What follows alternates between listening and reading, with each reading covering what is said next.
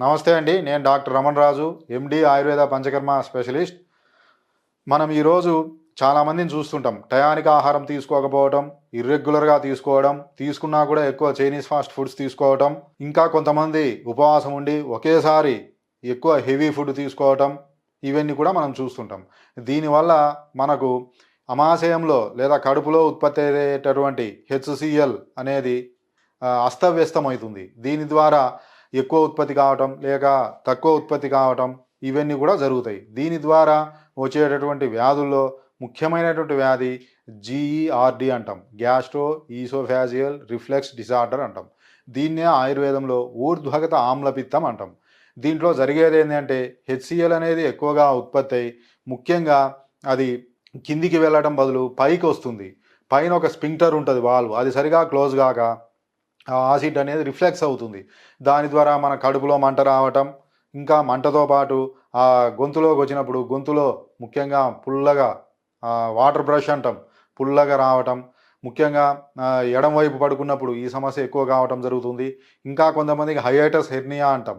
ఈ హైయేటస్ హెర్నియా ఉన్నవారికి ఈ జీఆర్డి కంప్లైంట్ అనేది ఎక్కువ అవుతుంది. ఏంది అంటే ఆసిడ్ మామూలుగా కిందికి వెళ్ళవలసింది పైకి వస్తుంది. అందుకే దీన్ని ఊర్ధ్వగత ఆమ్లపిత్తం అంటాం.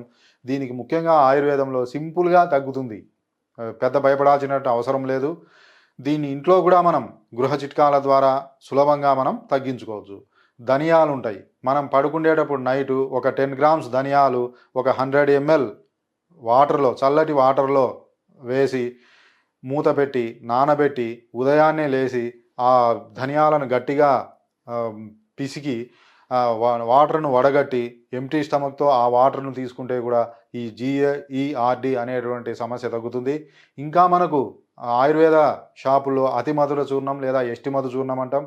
ఈ ఎస్టిమధు చూర్ణాన్ని కూడా మనం ఒక 5 గ్రామ్స్ వరకు నైట్ పడుకునేటప్పుడు ఒక 100 ml గోరువెచ్చని నీళ్ళలో వేసి నానబెట్టి ఉదయాన్నే వడబోసి తాగటం ద్వారా కూడా ఈ సమస్య తగ్గుతుంది. ఇంకా మనకు ఆయుర్వేద మందులలో ముఖ్యంగా ఆమ్లపిత్తాంతక రసని, కామధుదు రసని, లీలా విలాస రసని, ద్రాక్షాది కషాయమని, సుకుమార కషాయమని రకరకాల మందులు ఉంటాయి.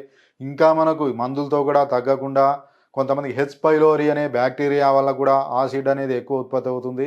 ఇలా ఉన్నవారు ముఖ్యంగా ఆయుర్వేదంలో విరేచన కర్మ అని ఉంటుంది. విరేచన కర్మ తీసుకోవటం ద్వారా, కొంతమంది వమన కర్మ తీసుకోవటం ద్వారా ఈ సమస్య అనేది పూర్తిగా మనకు పరిష్కరించబడుతుంది. ఎందుకు అంటే మనకు జీఆర్డి ఉండటం వల్ల, మనకు ఎక్కువ రోజులు ఉండటం వల్ల అది మనకు ఎరోజన్, నెక్స్ట్ అదేవిధంగా అల్సర్ ఏర్పడటం, తర్వాత పర్ఫరేషన్ వెళ్ళి సర్జరీకి వెళ్ళటం, ఇలాంటి పెద్ద ప్రమాదకరమైనటువంటి స్థితులకు కూడా వెళ్ళే అవకాశం ఉంటుంది.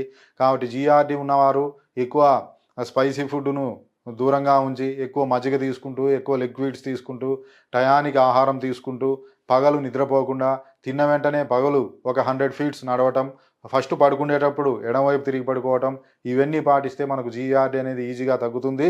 ఆ ఆయుర్వేదం మరియు పంచకర్మ చికిత్సా పద్ధతులు తీసుకోవటం ద్వారా ఈ సమస్య పూర్తిగా తగ్గుతుంది. ఇవన్నీ కూడా మన మెడి9 ఆయుర్వేద హాస్పిటల్లో ఉన్నాయి. మీరు ఒకసారి సంప్రదిస్తే మీకు జీఆర్డి గురించి మనం పూర్తిగా మర్చిపోవచ్చు. కాబట్టి ఎవరైనా సరే ఈ సమస్యతో బాధపడుతుంటే తప్పకుండా ఒకసారి మా మెడి9 ఆయుర్వేద హాస్పిటల్ను ఒకసారి కన్సల్ట్ కావండి.